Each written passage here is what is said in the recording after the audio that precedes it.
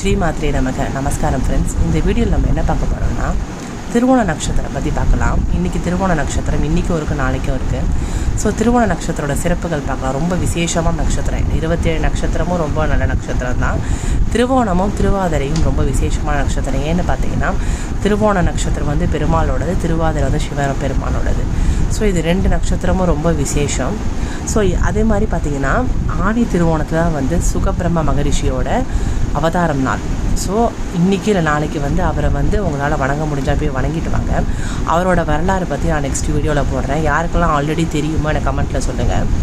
So திருவோண நட்சத்திரம் வந்து வாமன பெருமாள் கூட அவதரித்த நாள்னு சொல்லுவாங்க. கேரளாவில் வாமன அவதாரம் வந்து ரொம்ப விசேஷமான அவதாரம். ஏன்னு பார்த்தீங்கன்னா வாமன அவதாரத்தில் வந்து பெருமாள் வந்து வேதஸ்வரூபியாக வரார். குட்டி பிராமண பையனாக வேதஸ்வரூபியாக வரார். ரொம்ப அழகாக இருப்பார் வாமன பெருமாள்.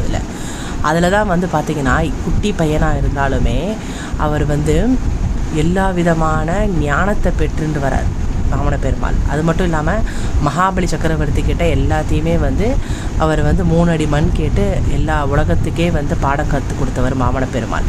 அதனால் வந்து திருவோண நாளில் வந்து வாமன பெருமாளை திருக்கோவிலூர்லேயோ திருக்கோஷ்டியூர்லேயோ போயிட்டு, நாட் திருக்கோஷ்டியூர், திருக்கோவிலூர், அது இல்லைன்னா இங்கே இதில் சேவிக்கலாம். நீங்கள் காஞ்சிபுரத்துலேயும் அவரோட கோயில் இருக்குது.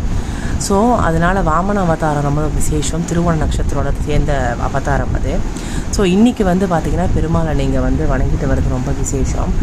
இன்றைக்கி வந்து உங்களுக்கு வியாழக்கிழமை குருவாரத்தில் திருவோண நட்சத்திரம் வருது. ரொம்ப நல்ல நாளில் உங்களுக்கு. ஸோ பெருமாள் வழிபாடு கண்டிப்பாக பண்ணுங்கள். அது மட்டும் இல்லாமல் திருவோண நட்சத்திரக்காரங்க ரொம்ப வந்து வசீகர தன்மையாக இருப்பாங்க. உங்களுக்கு திருவோணம் மட்டும் கிடையாது, 3 சந்திர நட்சத்திரம், ரோகிணி, அஸ்தம், திருவோணம், இவங்க 3 பேருக்கும் பார்த்திங்கன்னா வசீகர தன்மை. அதே மாதிரி பார்த்திங்கன்னா நல்ல பேச்சாற்றல் இருக்கும். அதே மாதிரி கலைநயனம் இருக்கும். சினிமாவில் வந்து ஜொலிக்கிற தன்மைகள் இவங்க 3 பேருக்கும் இருக்கும். அதே மாதிரி நல்லா ஆக்டிங் பண்ணுவாங்க. ஆக்டிங் ஸ்கில் அதிகமாக இருக்கும். அதே மாதிரி வந்து எல்லாருக்கிட்டையும் நட்பாக இருக்கணும்னு நினைப்பாங்க.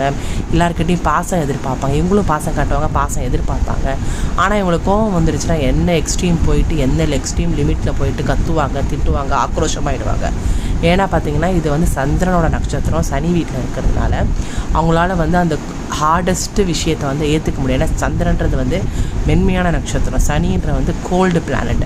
ஸோ இவங்களால் வந்து எந்த ஒரு பாதிப்பையோ அதே மாதிரி பார்த்திங்கன்னா ரொம்ப கோபத்தையோ தாங்கிக்கூட முடியாது இவங்க. ஆனால் இவங்க அதனால் என்ன ஆகிடுவாங்களோ ஒரு காலகட்டத்தில் வந்து இவங்க ரொம்ப கோபத்தாபங்களுக்கு உட்பட்டாகி ரொம்ப கத்தி ஆக்ரோஷமாகிடுவாங்க திருவோண நட்சத்திரக்காரங்க. முடிஞ்ச வரையும் அவங்க என்ன பண்ணணும்னா பெருமாள் வழிபாடு பண்ணிட்டு சாந்த ஸ்வரூபியாக இருக்கிறது நல்லது.